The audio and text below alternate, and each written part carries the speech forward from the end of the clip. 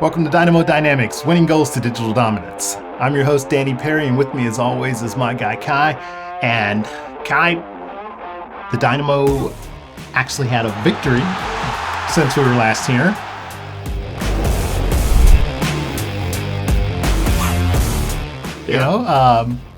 Unfortunately, they also had a defeat.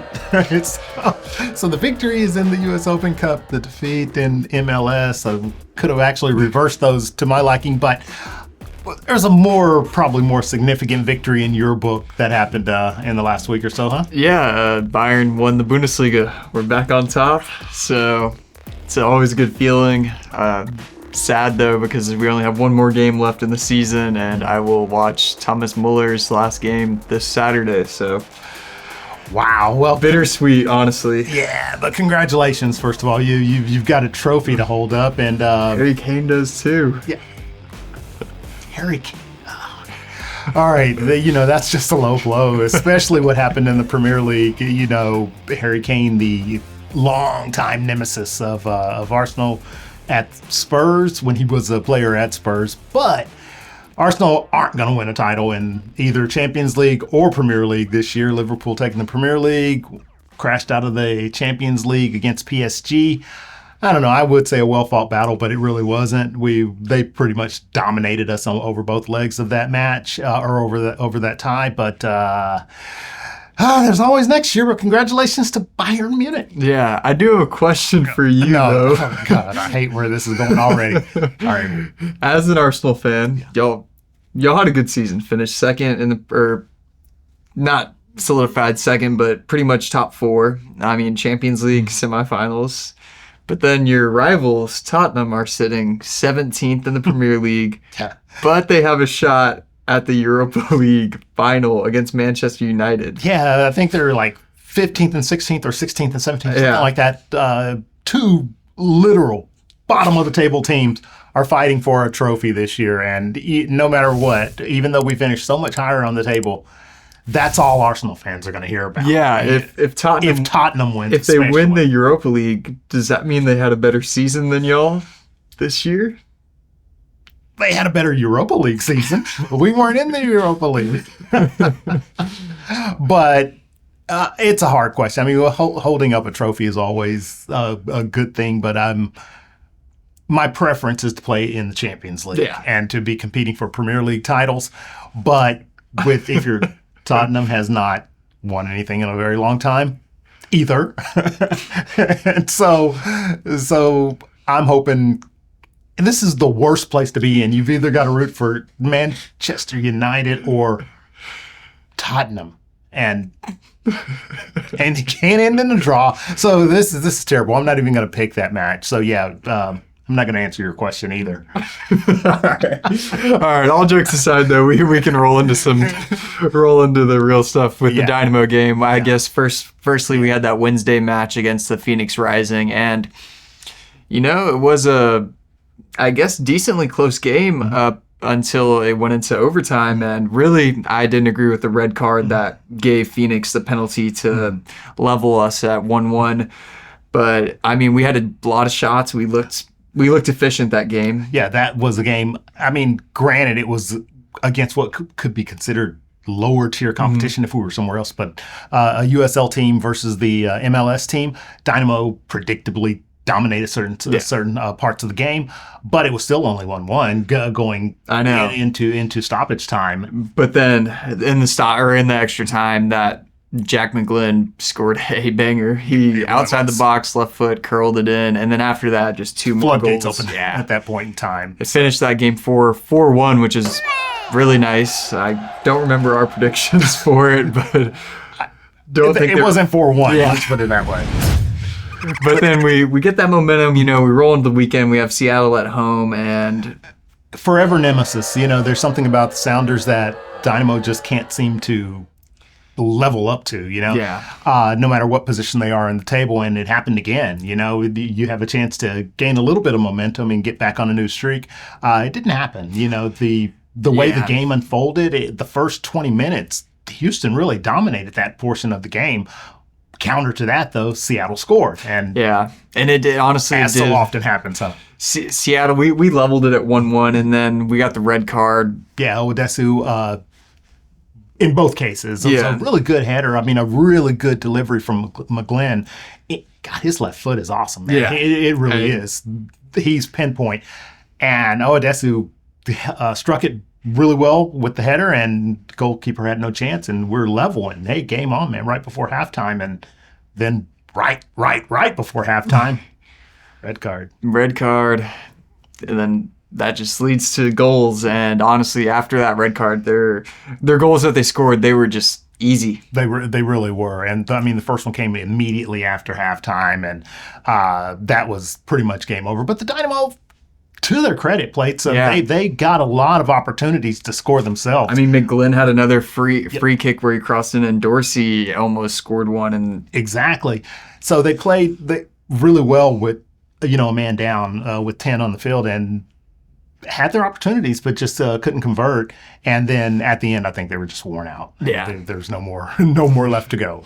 So no moral victories, though. They lost again, and we are now sitting 14th in the Western Conference, not looking all that great. Yeah, we don't really know what to say about that. Yeah, I mean, I guess we can keep going on the U.S. Open and try to. You want to show some fight this season, man. We're not even halfway. I mean, we're not even a third of the way through. So you can't pack it in, but the results in the MLS are not really coming the way that they needed to in order to compete. They're way out of playoff contention already, and the further back you fall. So it's a hard hole to dig ourselves out of, but we can do it. Yeah, I think so. All right, we're gonna do it. You heard it here first from Kai. All right. So 14th in the table. I mean, it doesn't really make sense to talk about the next four or anything like that. Every game is important, so we can't talk about a more important stretch or anything like that. The next game up against Minnesota, that's the most important game of the season, right? I mean, got to do something, right? Yeah. And that's a midweek game, and we're at home, Wednesday night game. And then immediately to travel to Dallas on the weekend. So let's just say this week is important then. Yeah. You got to get results in both of those matches if you're going to stay in competition in MLS this year. So come on, Dynamo, let's get this thing done. Yeah, and honestly, get something done. I'd be happy with a draw win against Minnesota, but against Dallas, we need to win.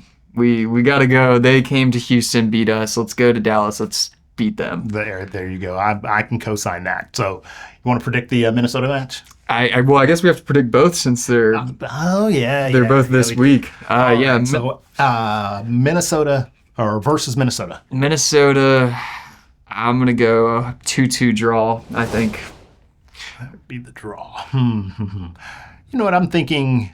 This one is I've been stuck on 1-0, so I'm gonna break out of that path. I'm going 2-0 Houston at home over Minnesota. There you go. What about Dallas? At Dallas. So that one is a little more tricky. Dallas is a pretty fast team. We saw that first match of the season. They have some scoring ability, a really good counterattack, which is kind of plays into our weaknesses. But I'm still going 1-0. I got 2-0 Dynamo against Dallas. I think we're going to shut them out. I don't think their counterattack will do anything. Uh-oh. There you go. We really need that to happen. So pick up if my predictions are correct, then we'll pick up 6 points over the next two matches, and maybe we kind of jump back into this thing. Yeah. But we need to pick up at least points. We need results either way it goes. So. We really can't lose. That's it. Even against anyone right now, a draw feels like more of a win than a draw. No doubt about it. No doubt about it. We've got to put something on the board. So that's what we'll be looking forward to, and hopefully those results come true. Champions League. Yeah. Champions League. Back to that. As we alluded to earlier, Arsenal crashed out against PSG. Really not the greatest of showings, I would say, from our team. There were some injuries. There were some suspensions. There were all of those excuses, but PSG just looked better. Yeah. They just look better, a lot better. I mean, And then, but really, we saw the I guess the bigger surprise was that Inter Milan and Barcelona game. I think we spoke about that last time it was live, and after our recording, we ran back out there and watched probably one of the greatest football matches of our lives. it truly was. I mean, that was a spectacle.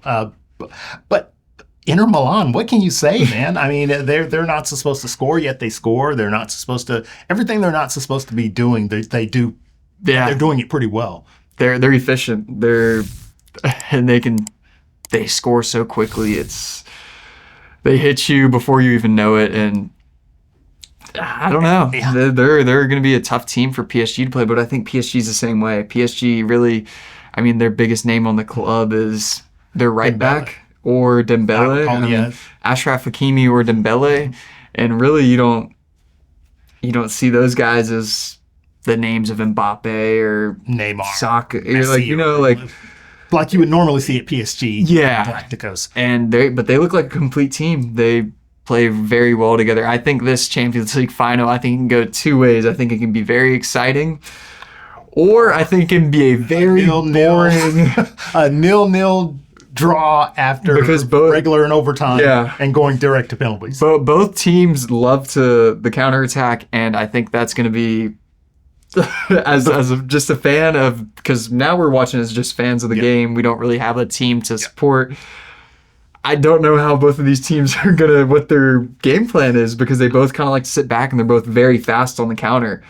I agree. It's going to be, we're going to see what happens, but the styles, they're very, very similar. And it's the same thing at Milan.